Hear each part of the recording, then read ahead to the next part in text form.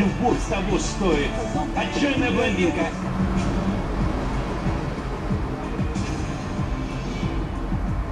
Împreună, noi putem opri corupția. Tu poți să o faci.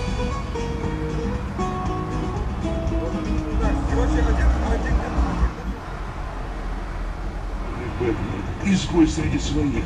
Благородство Августа. Добро пожаловать. Vocal al nunții. Totul pentru a vă oferi o nuntă de neuitat.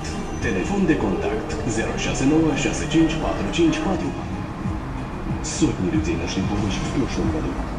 Присоединяйся к компании «Мы взяток не берем».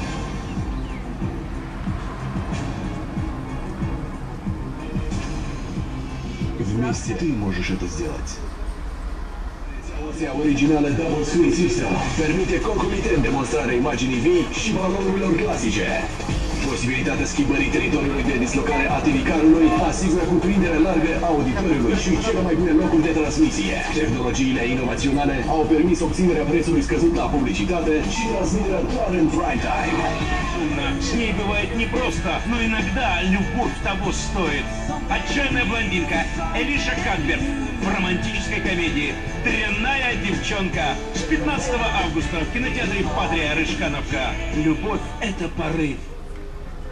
Tehnologiile inovaționale au permis obținerea prețului scăzut la publicitate și transmiterea doar în prime time.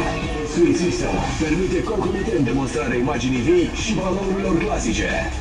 Posibilitatea schimbării teritoriului de dislocare a TV-carului asigură cuprindere largă. Представьте, встретить человека, предназначенного вам судьбой. Так что случилось? Ты была пьяна и чуть не упала на рельсы метро.